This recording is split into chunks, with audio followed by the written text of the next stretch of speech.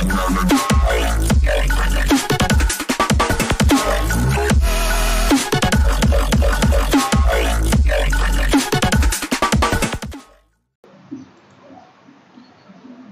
हम मौर्य डायनेस्टी के बारे में पढ़ेंगे। One of the 16 Mahajanapads, Magad developed into an empire during the period of हरियंके डायनेस्टी। तो 16 महाजनपद जो हम पिछले वीडियोस में पढ़ चुके हैं, उसमें जो मगध जो था हरियंका डायनेस्टी के द्वारा एक साम्राज्य के रूप में विकसित हुआ। तो यहाँ थोड़ा ये ध्यान रखें हरियंका डायनेस्टी के बारे में कि इस दौरान जो मगध जो है वो एक साम्राज्य के रूप में विकसित हुआ। And with lapse of time Magadh established control over almost entire north India. और समय बीतने के साथ मगध ने अपना जो कंट्रोल है, अपना जो नियंत्रण है पूरे संपूर्ण उत्तर भारत पे स्थापित कर दिया। आगे हम पढ़ते हैं एस्टैब्लिशमेंट ऑफ मौर्य डायनेस्टी कि मौर्य जो साम्राज्य है, वंश है, उसका कैसे एस्टैब्लिशमेंट हुआ। Around 326 BC a despotic ruler of Nanda dynasty Ghanananda ruled Magadha. तो 326 BC के लगभग एक नंद डायनेस्टी का एक क्रूर शासक घनानंद मगध पे शासन करता था।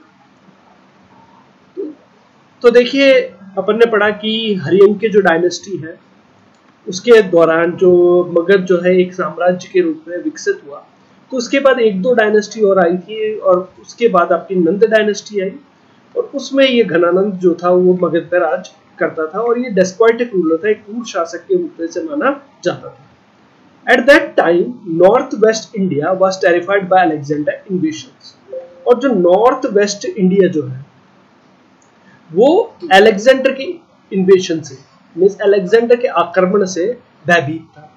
तो नॉर्थ ईस्ट वेस्ट इंडिया की अगर अपन बात करेंगे तो ये अपना जो नॉर्थ वेस्ट एरिया अपना हुआ, जैसे पाकिस्तान वाला, अफगानिस्तान वाला जो एरिया है वो आपका नॉर्थ वेस्ट इंडिया में अपन मान सकते हैं। अगर इस पूरे स्क्रीन को अगर अपन इंडिया के मैप के रूप में मानते हैं तो ये जो एरिया जो होगा इस तरफ का वो होगा आपका नॉर्थ वेस्ट रीजन। ठीक है, तो नॉर्थ वेस्ट जो इंडिया था वो अलेक्जेंडर के इन्वेशन से भयभीत था। The subjects were suffering from the atrocities of their king. और जो सब्जेक्ट्स का मतलब है जो जनता जो थी अपने राजा के एट्रोसिटीज का मतलब अत्याचार से पीड़ित थी। People of the state were dissatisfied with him because of taxes। और जो लोग जो थे वो असंतुष्ट थे because of the tax, कर के कारण में बहुत सारा कर लगा रखा था। तो लोग जो थे राज्य के वो अनसेटिस्फाइड थे, डिससेटिस्फाइड थे। Got it? I think आपको ये सारा समझ में आ ही गया होगा कि उस वक्त जो मगध में जो चल रहा था उससे लोग बिल्कुल भी खुश नहीं थे। ठीक है, पहली बात कि वो डरे हुए थे अलेक्जेंडर के इन्वेशन से, दूसरा वो राजा के अत्याचारों से परेशान थे, तीसरा वो असंतुष्ट थे बिकॉज ऑफ द टैक्सेस, बहुत सारे लगा है। आगे बढ़ते हैं।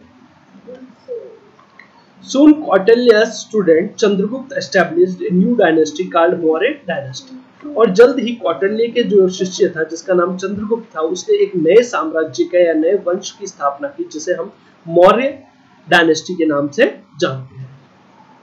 तो इस तरह से इसी बीच जो लोग परेशान हो रहे थे, लोग अत्याचारों से पीड़ित थे, उसी बीच जो कौटिल्य जो है उनका जो शिष्य जिसका नाम चंद्रगुप्त था, उसने एक नए वंश की स्थापना की जिसे हम मौर्य वंश के नाम से जानते हैं।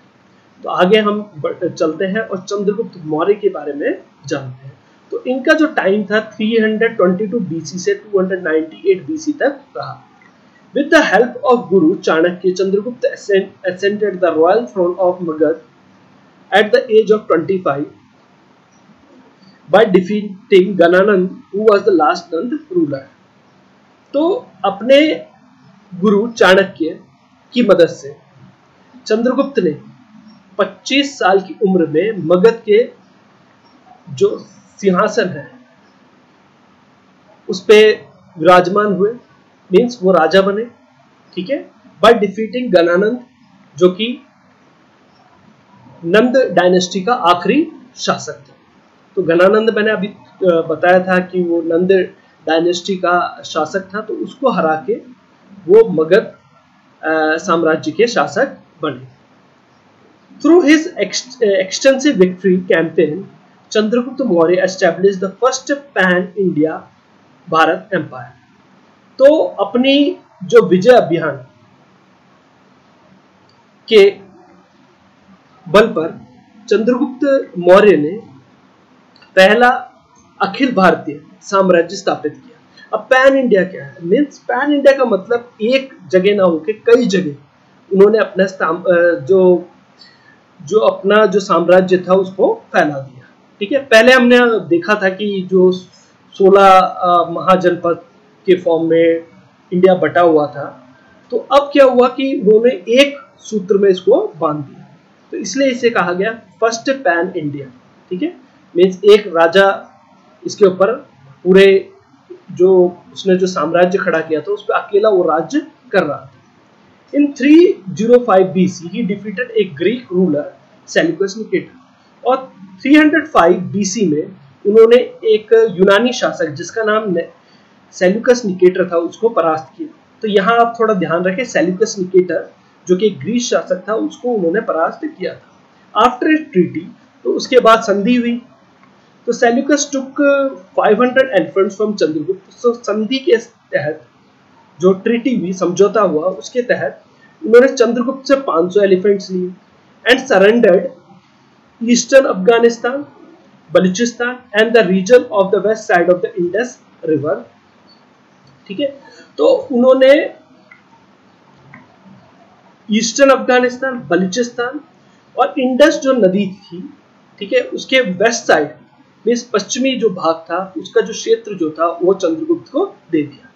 तो समझौते के तहत ये हुआ कि चंद्रगुप्त ने उनको 500 हाथी दे दिया और सेल्यूकस ने उन्हें ईस्टर्न अफगानिस्तान, बलूचिस्तान और इंडस रिवर का जो वेस्ट साइड का जो रीजन था वो दे दिया। तो अब ये ईस्टर्न अफगानिस्तान, बलूचिस्तान और इंडस रिवर का जो क्षेत्र है वो अपन मैप के थ्रू आगे पढ़ेंगे।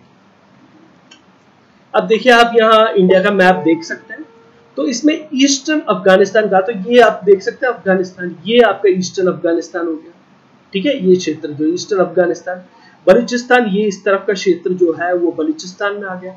और ये इंडस रिवर जो थी, ये अगर मैं ये देखिए, ये जो क्षेत्र जो था ये इंडस रिवर यहाँ से गुजरती थी, ठीक है।